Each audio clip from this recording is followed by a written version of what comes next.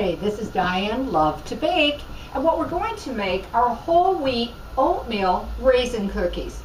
Quite a few people have been writing to me and asking for whole wheat cookie recipes, so I thought I would put on these. I also put on earlier today some whole wheat chocolate chip cookies that really came out just delicious. But these are going to be oatmeal and raisin, so who doesn't like an oatmeal raisin cookie?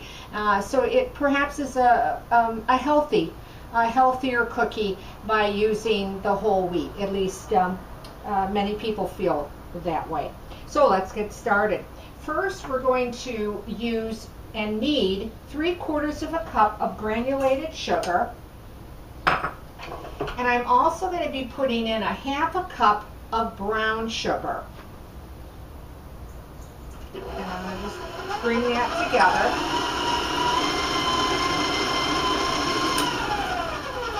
The next thing we're going to do is put a cup of butter. If you don't have butter, you don't like using butter, this recipe works beautifully with margarine too, so go ahead. I cut it up into small pieces. It's quicker, I think, to cream and also quicker for the video. And today's an exceptionally hot day, so my kitchen is very warm. I put the butter back in the refrigerator. I don't want to use it where it's completely hard, but I couldn't leave it out either because it would be then too soft. So I just went and put it in to chill the butter. So I'm going to start putting the butter in and just cream it with the sugar.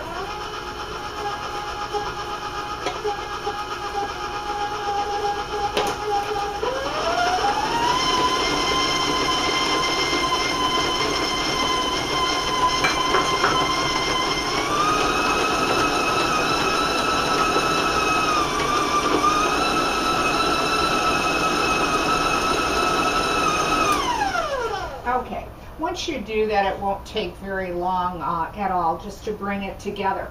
The next thing is we're going to start putting some of our dry ingredients, so it's a little bit different than we're used to. We're going to be putting in 1 teaspoon of baking soda. We're going to put 1 teaspoon of cinnamon. And we're going to put 1/2 teaspoon of salt, and I'm just going to beat that in.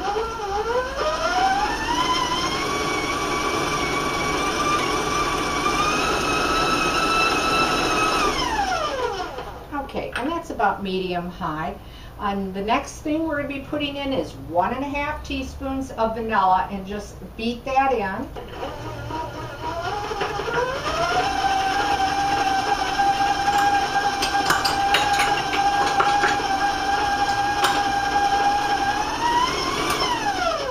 And we're also going to be putting in 2 eggs, and I have had those at room temperature. And let's put one at a time and beat it in.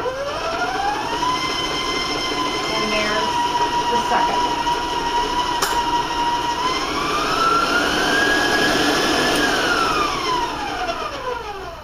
And now I'm just going to take a second and bring everything to the bottom of the mixing bowl and to clean the sides a little bit. And just beat this till it really comes out quite nicely combined and smooth.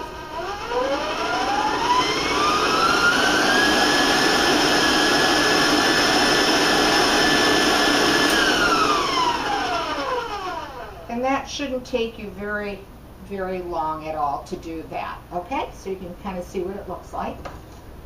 All right. The next thing we're going to be putting in is your old-fashioned or quick cooking oats. You can use either one, and I'm going to use 3 cups, and I'm going to put just a little in at a time. That was 3 cups.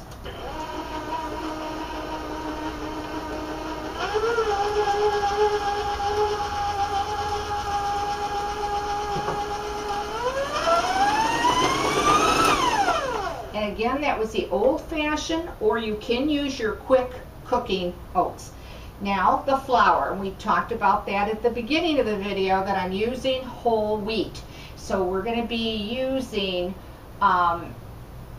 1.5 cups of whole wheat. And again, I'm just going to put a little in at a time.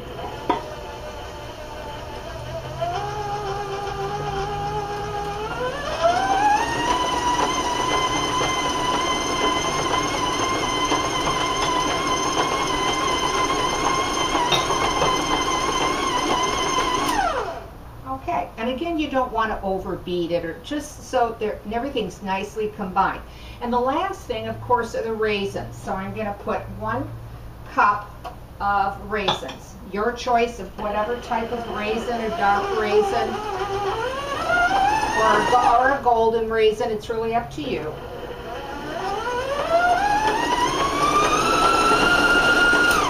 Okay. So we've got that combined. I'm taking my paddle off and the excess off the paddle here. All right, we'll set that aside for the moment. And now I'm just going to bring everything together. And I'll show you what the cookie dough looks like. All right, and that's exactly what it's going to look like. All right. Now, of course, you're going to need a cookie pan or a cookie sheet. You don't have to spray it or grease it or anything like that. Use your parchment paper if that's what you prefer. I'm using a cookie scoop, this particular size. And what you'll want to do is place the cookies about 2 inches apart, because they are going to spread a little bit, okay? Now, you're going to bake these at 350 degrees, and they're going to take you anywhere from 9 to 11 minutes. If you're going to use a smaller cookie scoop, of course, the timing's going to be shorter. If you use a little bit bigger one, well, then extend it a little bit. So just, keep an eye on it. Now, after the cookies are baked, let them sit on the tray for a couple minutes or so before you remove them to your cooling rack.